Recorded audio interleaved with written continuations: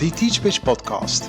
We are very excited to be launching a series of interviews for TeachPitch, a global community of 50,000 subscribers from over 205 countries to date. And for these interviews, we have selected a number of subscribers who have achieved great things. And by great, I mean amazing. Think of former presidents, entrepreneurs, people who've built hospitals, huge non-profit organizations, successful journalists, doctors, etc. And what all our guests have in common is that despite their great success, they've encountered many enormous challenges. So what were these challenges and how did they overcome them? That's what we're going to be talking about here. My name is Aldo de Pap and I'm massively looking forward and very grateful you can join us on this journey. So sit back, relax and download the podcast here.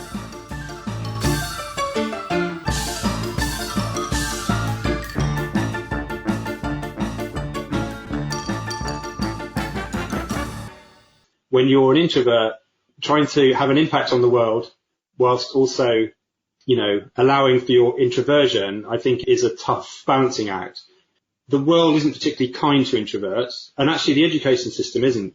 If I was just sitting in a room on my own doing data analysis, it would not present a challenge. However, I'm also trying to build a business and an organization, and I'm trying to have an impact on the world. I speak with Dr. Timo Hannay about his challenge of being an introvert in a seemingly extraverted world. How he keeps balance as a father of 3 lovely girls while building companies, and how he can continue to do good and doing well, growing a company in the ever-changing education sector. Enjoy this interview with Dr. Timo Hannay. A very, very warm welcome to this very special interview from the TeachPitch podcast. I am very, very excited, honored and happy to welcome today Dr. Timo Hannay. Dr. Timo Hannay is founder of SchoolDash, an educational data analytics platform that seeks to empower parents, enlighten policymakers and inform public debate on schools. He previously founded Digital Science, a research software company, and before that ran the online business of Nature Publishing Group. He has also worked as a consultant at McKinsey Co and as a correspondent for The Economist, among other publications. Timo holds a PhD in neurophysiology from the University of Oxford and an undergraduate degree in biochemistry from Imperial College London. But just reading Timo's bio would not do justice to the great man that he is. There's something about Timo that makes you want to understand him better and find out more, even if science, education or data is not your cup of tea. He's a mixture of boyish enthusiasm, inventiveness, and is mildly self-deprecating, writes Robert Harrington in an interview with Timo for the Scholarly Kitchen in 2014. I tend to agree that Timo's entrepreneurial spirit and can-do mentality made him a unique contender in the massive corporate environments he successfully operated in, and I'm certain that his brain goes at 100 miles an hour, even if it does not always show. Timo is the personification of versatility and seemingly never appears to be tired or fed up of listening to new entrepreneurial ideas, a quality which undoubtedly has helped him in making a successful venture out of SchoolDash, whose data analytics and reports have been used and interpreted by many renowned organizations and media in the United Kingdom. Timo successfully managed to realize his vision in getting vocal about data so all those involved could better understand what is going on in the UK educational landscape and beyond. SchoolDash is a success, contrary to Timo's expectation when he started the organization in 2015. In a goodbye post as managing director of Digital Science, he very modestly wrote, "I want to help schools make better use of the reams of data that flow out of our education system. If that sounds idealistic, it is. It's also a risk and most likely will fail, but that's what people said when we set up Digital Science. As this experience has taught me, taking risks can occasionally reap great rewards in terms of achievement and satisfaction." Achievement and satisfaction accomplished, I'd say. Timo Hannay, a very warm welcome to you. Thank you so much, Aldo. That's a wonderful tribute. I feel like we should perhaps just end the interview there because I can't possibly improve on that, but I appreciate the very kind introduction. Yes, you're very welcome, and it's very well deserved, Timo. I had to laugh when I found the post from Robert Harrington with your boyish enthusiasm, because that's also how I have experienced you. You have an inventiveness and kind of, it seems like you're never tired of listening into great ideas and have loads of them yourself. And, kudos to you for bringing them into practice, right? And in many shapes and forms, not only in SchoolDash, but of course in all the previous work you did with working with so many ventures and other startups, because you're not only someone on the forefront of an enterprise, but also someone who helps behind the screens in many advisory capacities. And that's what we're going to talk about here, because I think that's also what makes you so interesting. You're someone who I experience to be in many ways on the crossroads. I know you would describe yourself as a businessman, which I think is a correct categorization, but I think you fall short because there's more to you, because you also care for so many topics in science and education. Would you say that's correct, or would you say no, businessman and that's it? No, I think you're right. I'd probably describe myself as a technologist first, even before a businessman or anything else. But I've worked mostly in the commercial sector. But your listeners won't be familiar with this, but, most of my career has been in academic publishing. So in the commercial sector, but serving, if you like, the scholarly, largely not-for-profit scholarly world. And what I'm doing now with SchoolDash is sort of an extension of that. So SchoolDash itself is a commercial company, but we're very deliberately working in, to support what we think, and I think, is a incredibly socially important and interesting domain, namely sort of K-12 education. But the informing kind of mindset for all of that has been as a technologist. So I love information technology, computers, data, all of that good stuff. And I sort of use it as a lens to see these domains, such as the research world, such as the higher education landscape, and increasingly now the schools landscape, and see that as a lens through which I try and work out how we can make things better. But yeah, absolutely doing that with a commercial mindset. That's not the informing drive. It's not like, I don't think that many people work in education to make lots of money, right? But on the other hand, SchoolDash needs to make money in order to survive, in order to do the things that I hope we're doing to help. So I'm sure we'll come on to this during our discussion, but I think one needs to strike a balance between trying to be commercially successful, but not taking that as an end in itself. The commercial success enables you then to do good things that make a positive difference, in my view. Definitely. And that's always a very interesting tension, because, lots of things help, but there's not always someone picking up the bill. So it's also difficult at some moments to want to make a difference, but, looking for the right funding model to achieve it, right? That's always a crucial question to ask. And I'm sure that many ideas, even though they're very good, do not thrive because there's just not enough funding, or there's not a good avenue into realizing it, not a good financial avenue, that is. Absolutely, yeah. And I think, every human activity needs to have sort of a business model, as it were, or at least a source of income, right? So, and, whether it's state funded, or whether it's sort of philanthropist funded, or whether it's self-funding in the sense that you're creating a product or service that people are willing to pay for, and therefore it's sort of generating its own income, you need to work out where that money's coming from. There are good things and bad things about all of those different approaches, right? I mean, government funding's great, but trouble is it only takes a change of minister or a change of government and your funding model might be under threat. And philanthropists are great, but on the other hand, again, you've got usually a small number of people deciding whether or not you get funding. So having your own sources of revenue through your customers and other stakeholders is potentially a more stable funding stream. But one needs to be careful in not being too aggressive. And as I said, not thinking that, the reason you exist is to generate income and to make profit. The reason you exist is to provide the service and do the good things that you're doing. And then the secondary question is where that money comes from. Yeah, definitely.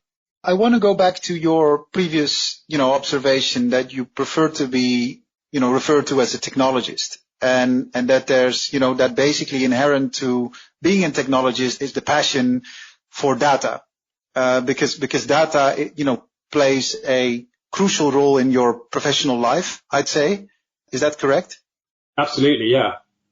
And so where did this passion start for data? Is that, I would say, is that at university or was it even before? So, no, well before that, I think. I mean, it depends on how you interpret the concept of data. I think my interest in computing, if I can put it that way, because I sort of see them as inextricably linked, really came from my teenage years. I mean, I was a teenager So whilst you described my boyish enthusiasm earlier on, your listeners can't see my grey hair, so I'm now about to give away my true chronological age. But my interest in computing harks back to, I guess the sort of mid to late 1980s, sort of the dawn of the personal computing revolution, where I was a true computer geek, playing and programming on my BBC Micro back in the day and other similar computers. I am definitely of an analytical bent. So I like programming, I like computers, I like the fact you can give them instructions and they'll do what you tell them to do, which is of course not always what you want them to do, but they will do what you tell them to do. And that's a very intellectually satisfying experience. Whilst it can be frustrating writing programs when they work, it can be incredibly satisfying and empowering. So I think there's tons of opportunity for understanding the world generally by taking this data-driven analytical approach. And that's been informed in my, my experience in biology and in just the small number of years actually doing neuroscientific research. I find this combination of, the world we live in is so replete with data now, not least the education world. And I love diving into that data and understanding new things that I didn't understand before as a result of looking at that and then sharing that information with other people. And that's sort of why I created SchoolDash, was because I just really enjoyed doing that stuff. And I was hoping that people would pay me to do it, which is also why when I wrote, I'd forgotten completely about that leaving message I wrote at Digital Science. And perhaps I should mention that the reason you have that is that you were working at Digital Science at the time. We were colleagues then.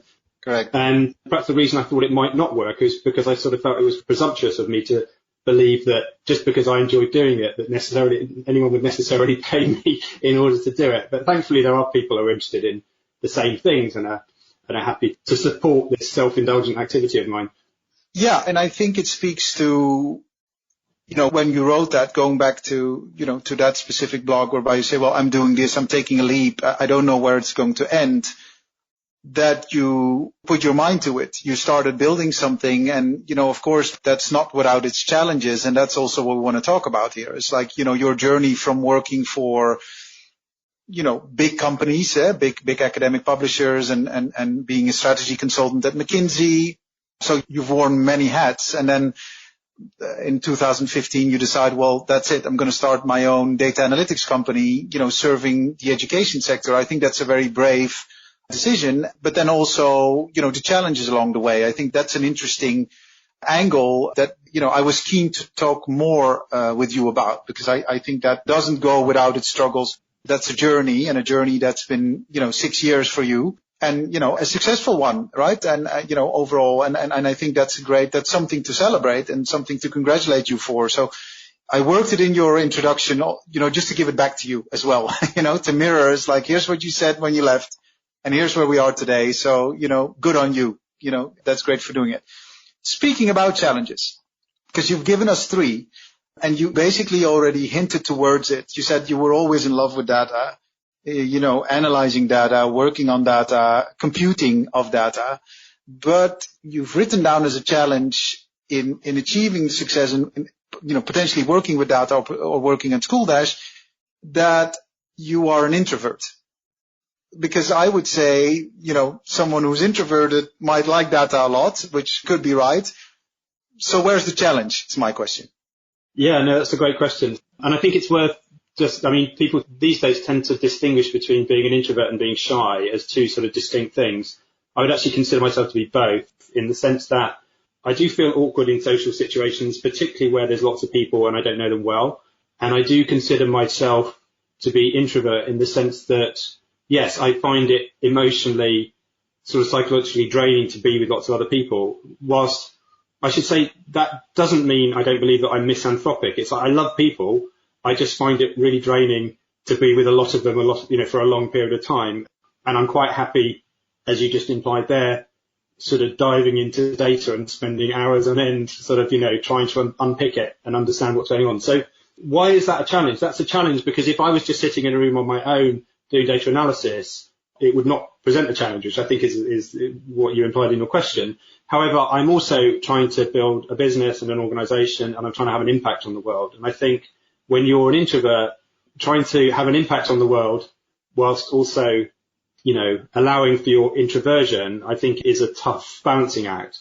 And I should say, as a sort of a little bit of preamble, I should say, I feel like the world is stacked against introverts. So I'm again, your listeners can't see, but, I'm a white middle-class male, right? And we're generally considered, so I'm of a demographic that's considered to be privileged, quite rightly so. And I feel like I've lived a privileged life in all sorts of different ways. I've been incredibly lucky. But I do feel that the world isn't particularly kind to introverts, and actually the education system isn't.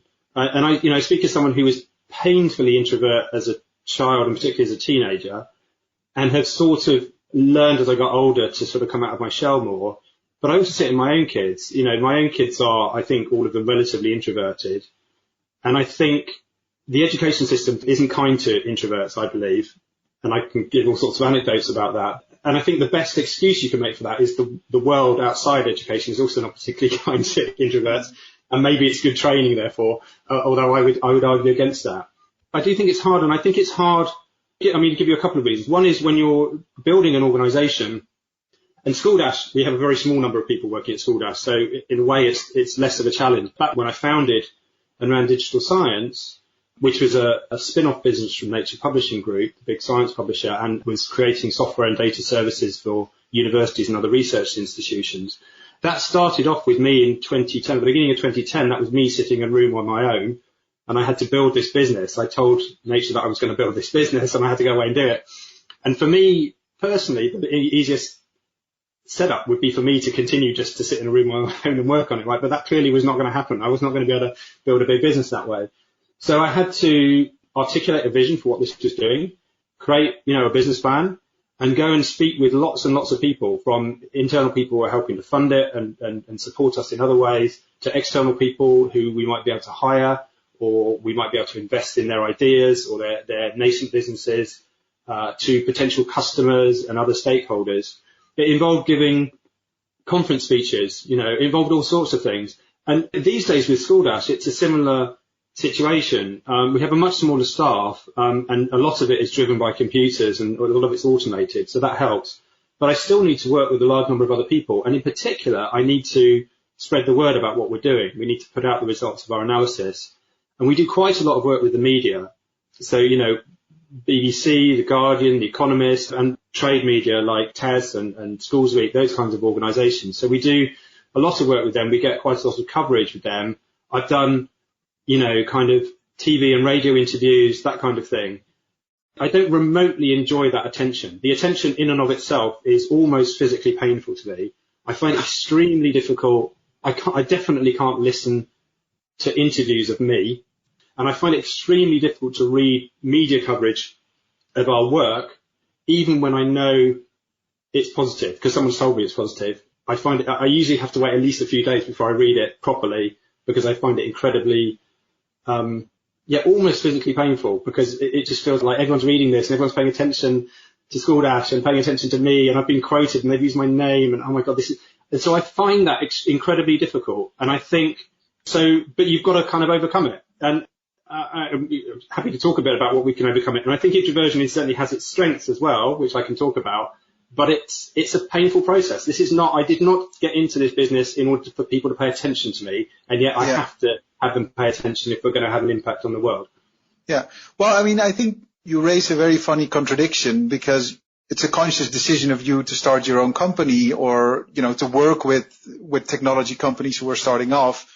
That by default is not an introvert position, right? If you want to spearhead a company, you cannot be an introvert, or you need to have someone taking care of the non-introvert parts. Maybe that's, how you did it previously, but it's a funny contradiction, because you do make the choice, to build your own company. So, it comes along with the job that you need to go out there and speak to people about it. So is it all being an introvert? Because I could also imagine that you're being very self-critical, which extroverts, which, I think I would qualify under, they're also self-critical. So is that level of self-criticism, is that just self-criticism in and of itself, and maybe not necessarily something that should be assigned to either introvert or extrovert?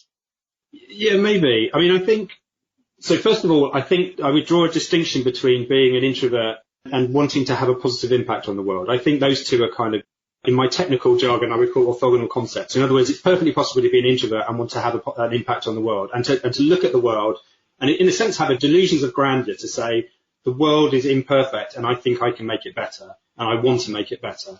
And I think it's perfectly possible to have that strong motivating desire and still to be an introvert.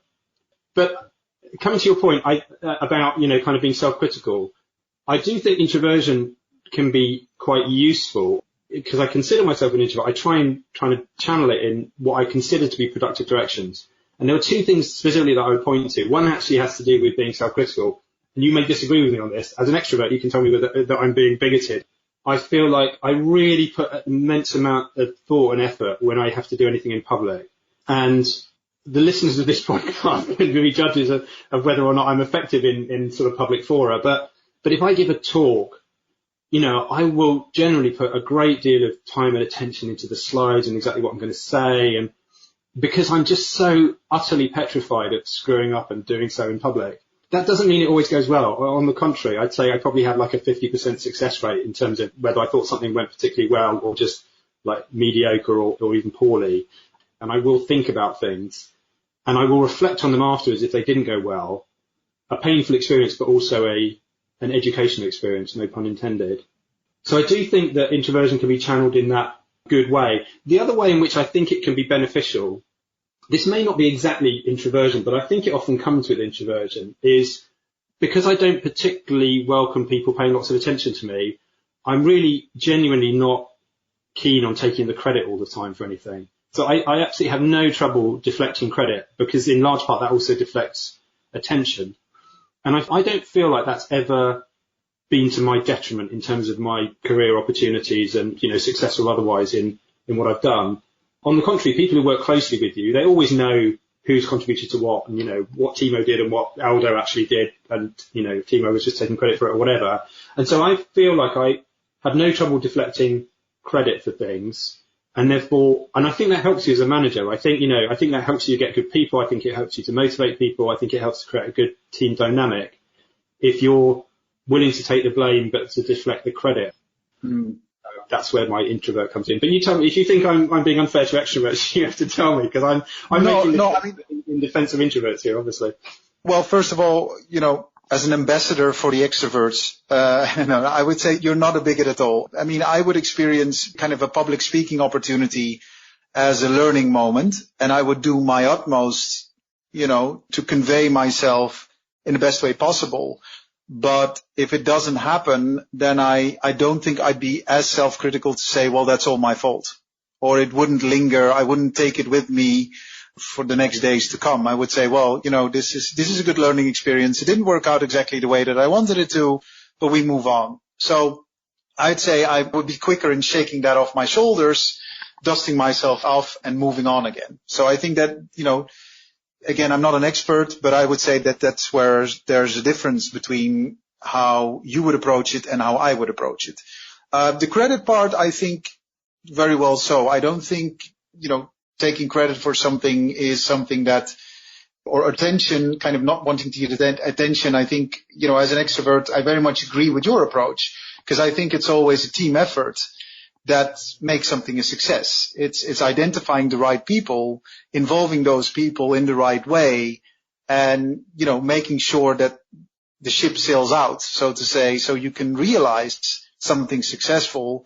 And for that, of course, a big part of that is giving everyone what they're after, which in some case could be credit. And I don't think, I would have any problem giving that credit or not being in the spotlight for the success that has been achieved. That's something I like as well, because I wouldn't want, for everything to just be accredited to me just because it's impossible from an overall human perspective. Yeah? Once your organization has hit a certain size or threshold or whatever, people know, it's just common sense that this is not a one-man band, right? It's always a collective effort that creates the success. I'm going back, if you don't mind, to what you previously said. So you said, the education system is not kind to introverts. And I just wanted to challenge you here and also kind of to shine the light on kind of another aspect of you, which is that you have a very deep love for Japan and also that your wife is from Japan, and so your children are Japanese as well as British. Is that correct? Yeah. That's right, yes. So when you said that the education system isn't kind to introverts, is that referring to the British education system, or would you say that's for education systems in all countries, including the Japanese one? That's an interesting question. I'm referring mainly to the British education system because that's the one that I know the best. I have lived in Japan.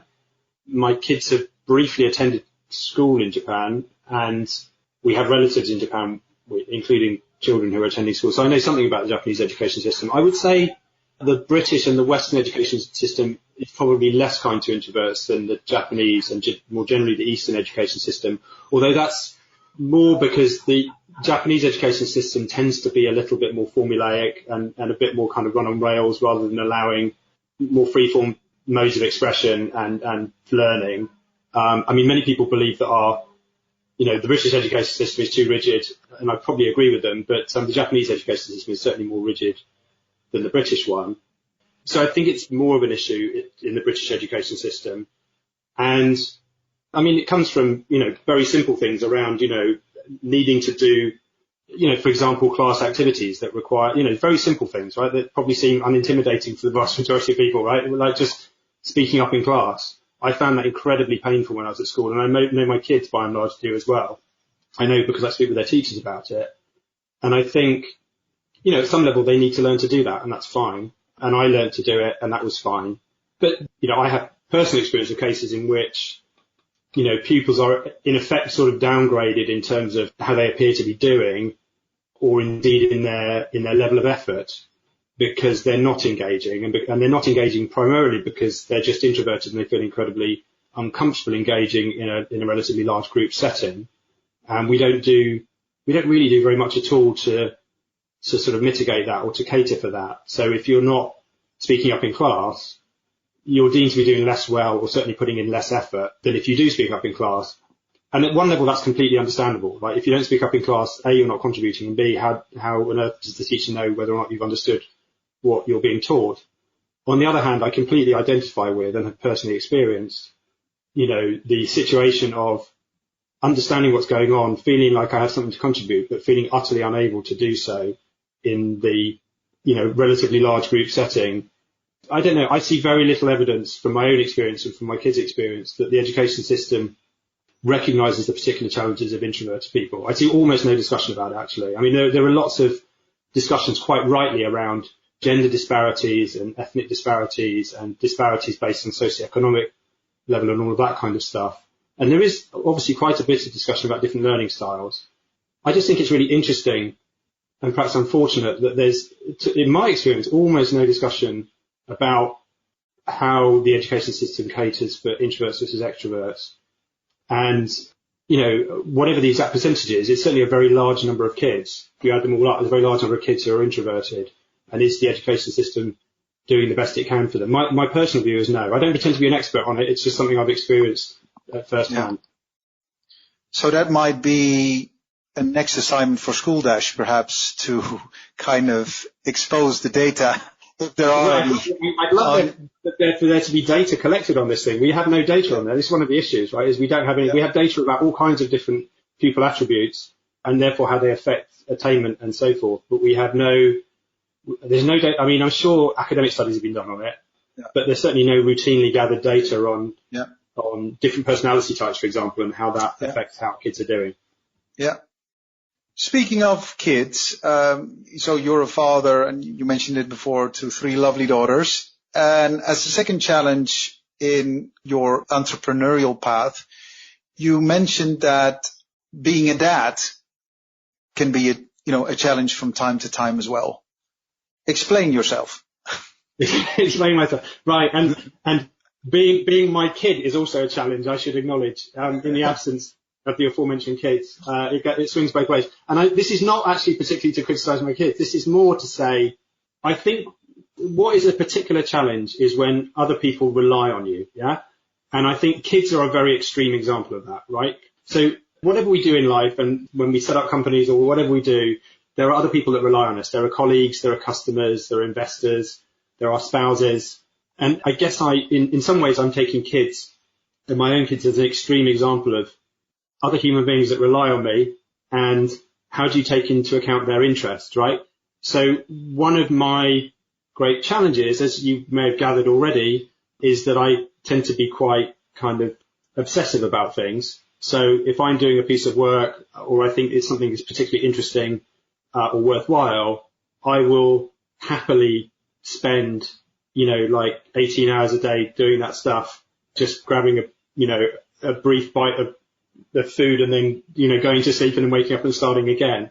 I can absolutely get obsessed by things. And in doing that, of course, you ignore the people around you who depend on you. And I don't just mean kids, but I think, as I say, they are an extreme case. And, this is not an uncommon phenomenon. And it's interesting if you read Steve Jobs' biography, not to liken myself to Steve Jobs at all, but he's very interesting. He obviously achieved a great deal, was a great man in all sorts of respects, but was widely regarded, and I think regarded himself as a not particularly good father. And, to the extent that his daughter Lisa, he denied paternity for many years.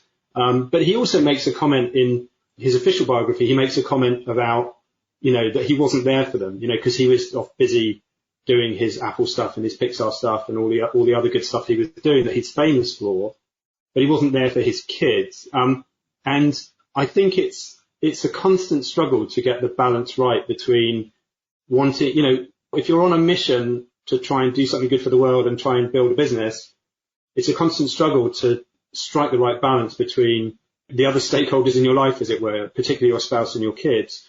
And the other thing I should say is that having those kinds of commitments is not, so I don't want to present this as a pure kind of zero-sum game where, you're either spending time at work or you're spending time with your family. Having other people that depend on you is incredibly grounding, right? And I've learned so much about what I'm trying to do with SchoolDash from speaking with my kids and my wife about it. Not that we talk about it all the time. I do talk about other stuff as well. But it's been, just trying to explain to them what I'm doing or why we were in the news the other day or what, piece of work I've just completed and what we've learned from it is incredibly grounding. And then getting their perspectives on, what we're doing on the education system, but also on the world generally is incredibly grounding. So I think it helps me be better at my job as well. Yeah. On the other hand, it is a constant battle to try and get the balance right. Yeah. I completely understand that. I would say, yeah, it is for everyone, from personal experience. I also know that, when I started TeachPitch, specifically the beginning years, I was so in a tunnel vision trying to realize, success only on the path of that venture that, I wasn't good company, let alone, I didn't have kids in the beginning days. My daughter's only 2 years old, but I really know what you're saying is that you cannot be distracted and, anything that is not about, the company you're working on is not attention you're willing to spend or energy that you wish to burn on something else. So, and in previous discussions that I had or previous talks that I did, it always comes up. It's like those beginning years, they're absolutely tropical as well. And, in starting a company and I know that it's not fun for your loved ones or the people around you because you can't see anything else but the company. And that's not how the world works, right? That's not how your life is. Just as a brief aside, I think it's a really interesting exercise to explain to your kids what you do for a living. It's very, it helps you take stock and helps you to try and boil it down to the barest essence. There's a really interesting kind of, scene in, there's a famous book. It's quite an old book now. It's published 35 or 40 years ago called The Bonfire of the Vanities by Tom Wolfe about basically about the excesses of Wall Street. But it has and I read it back when it was published, so many, many years ago now. But as I recall, there's a vivid scene in it where the protagonist, who's basically a Wall Street trader, tries to explain to his child what he does for a living and really struggles with explaining what he does and why he does it and what good it does anyone. I think that can be a humbling experience when you try to explain to a kid what you do and why, because they ask you questions about it. So that's a good exercise. So to anyone listening who has not yet taken it upon him or herself to explain to your children what it is you're doing, start doing that right now because you will learn a lot, right? That's a good takeaway from this. For teachers, it's a relatively easy thing to do, but most of the rest of us, it can be quite challenging. Could be challenging, yeah. The last challenge, Timo, you've written down doing good and doing well. So, the difference between those two, has been a challenge in your path as the founder of SchoolDash. What do you mean by that? So obviously by doing good, I mean having a positive impact on the world. And by doing well, I mean being able to make a living and being able to create a successful career and a successful business. I should say I'm not sort of kind of hugely political about all of this, but I do think that we've created a certain model of shareholder capitalism that makes it quite hard to do both of those things, particularly in large organizations. So I, as you mentioned, my first real job, if it counts as a real job, was as a consultant for McKinsey, although I've subsequently been a bit critical of them. And I learned, one of the things they teach you when you go there is this sort of model of shareholder capitalism where, shareholder value is what counts and that's how you measure your success. I think, hopefully McKinsey, but certainly the world, even the business world, has moved beyond that as a kind of one true measure of success and impact. But I do think that, the idea of the limited company, it gives humans license to behave in ways that they wouldn't otherwise do. And so I think the corporate world and the way we've structured the sort of legal entities known as companies leads us to do things that we wouldn't otherwise do. So in other words, in companies, the drive usually is to kind of increase the share price. That's sort of ultimately what people are trying to do. Certainly on a publicly traded company where people's pension funds and things may be invested in the company, you could argue that not only is it the priority, it's the sort of moral duty for you to try and increase the value of the company, as long as what you're doing is legal. And as individuals, we don't live our lives in that way, right? We don't say, well, my goal is just to maximize, well, most of us don't, I should say, to maximize the amount of money that I make. And as long as it's legal, anything's fair game, right? But companies, in effect, we've created these sort of legal fictions of companies that allow people or arguably require people to behave in that way, and that their moral duty becomes to increase the value of the company rather than to think about its moral duties and its wider role in society. And I constantly come across this. When I packed in my previous job, it was for a variety of reasons, but one of them was that I sort of had some ethical kind of parting of ways between the way I thought we should be prioritizing things and the way that our parent company was thinking of prioritizing things. And I think, by and large, people who work in education writ large, so I don't just mean in schools or as teachers, I mean within the whole education system, are well-meaning and trying to do good things for the world.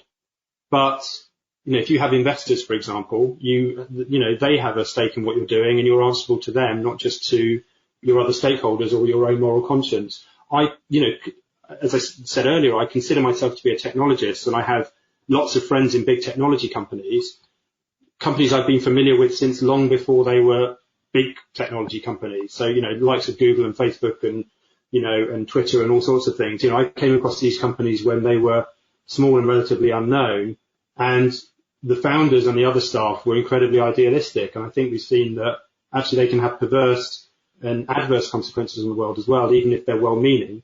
And the people that work for those companies, indeed some of the people that have founded those companies, I think find themselves a bit torn between their duty to increase the value of the company and their desire to do good things for the world.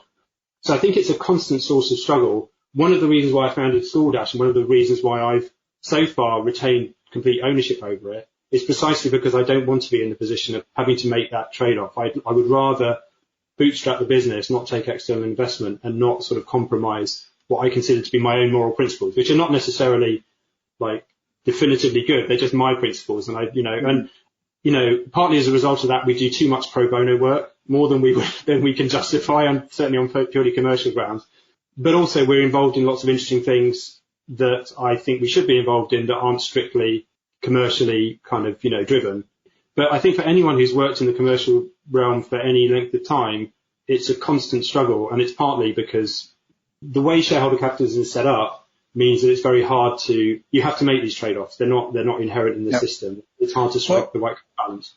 Thanks for sharing that. And I think it's, the way I experience it is like once you've managed to create value, and that is value for your shareholders, that's only the very beginning of things, then needs to grow. And, that's a journey in and of itself that, once you've found that match with the market or that specific niche, then you need to go for it and kind of try to multiply that effect so many times over. And, the more you do it, the better.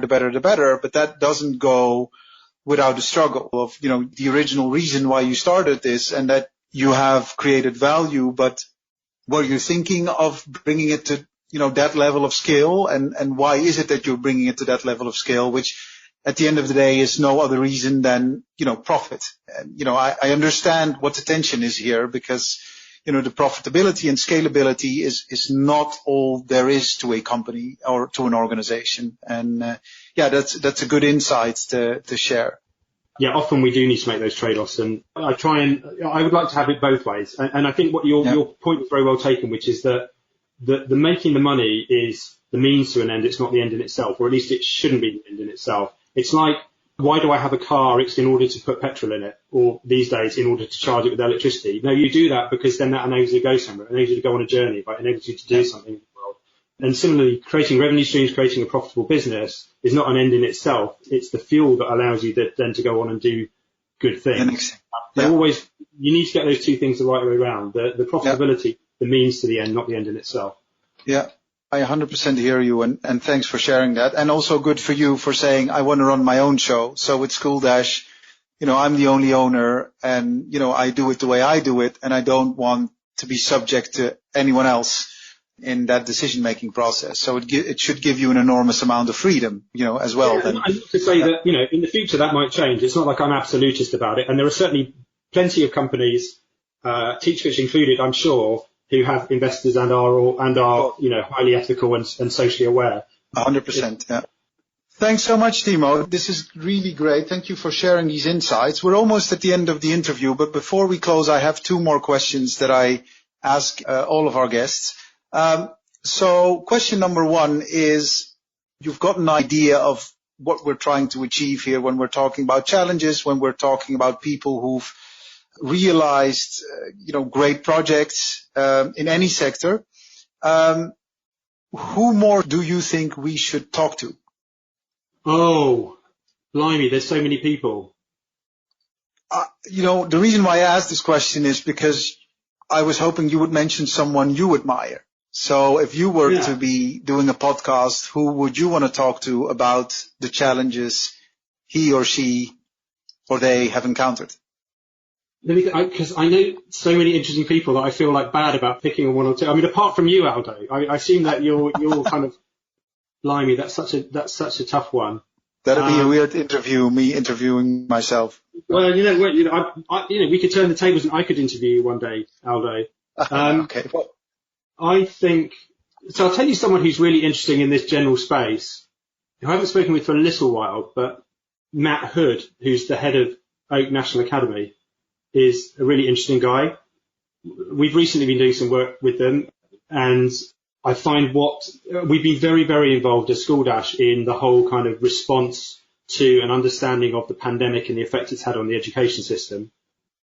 And, one of the big things to happen in Britain as a result of the pandemic and the school closures was the creation of Oak National Academy, which obviously, which many people will be aware, it's basically providing online resources to enable distance learning. And we set up in very quick order with a generous grant from the government, but really created an incredible amount of high quality material in a very short space of time.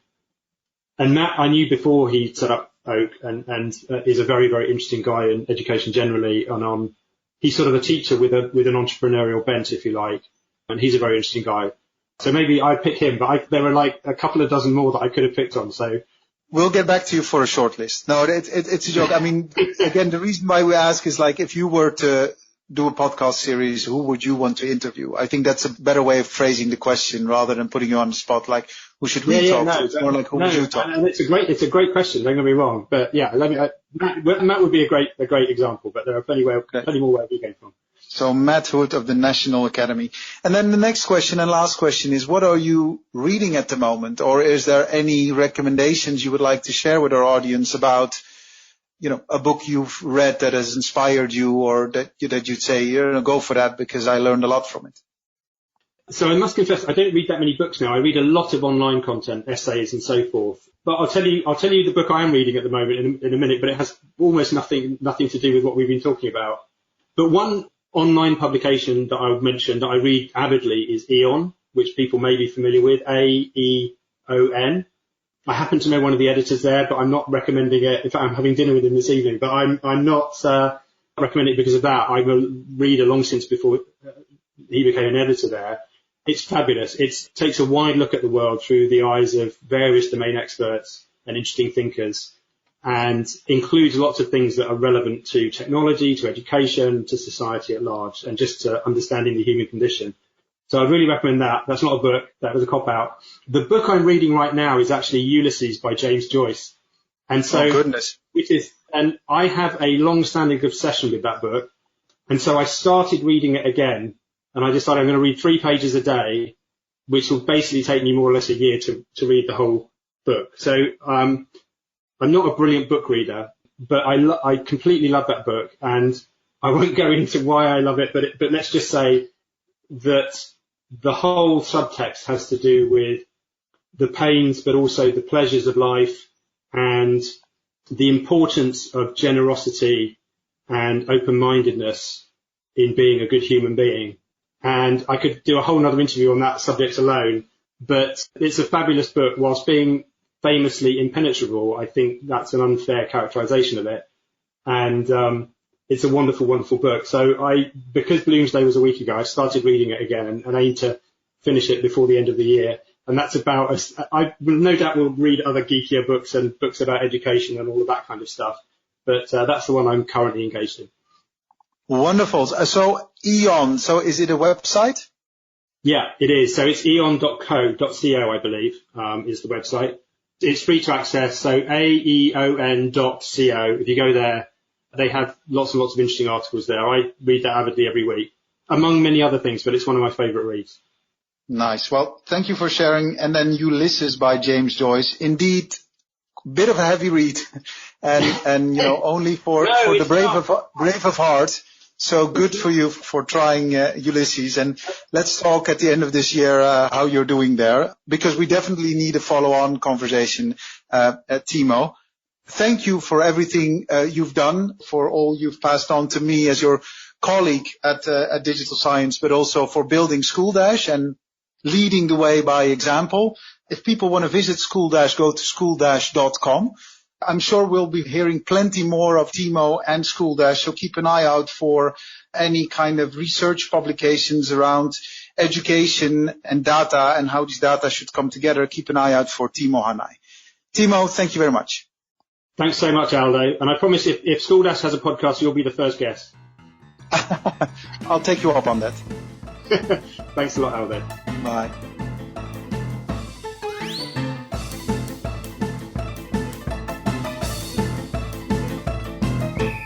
If you liked this episode of the Teach Pitch podcast, then it would mean the absolute world if you could share it with your friends and or give it a short review on your preferred podcast platform.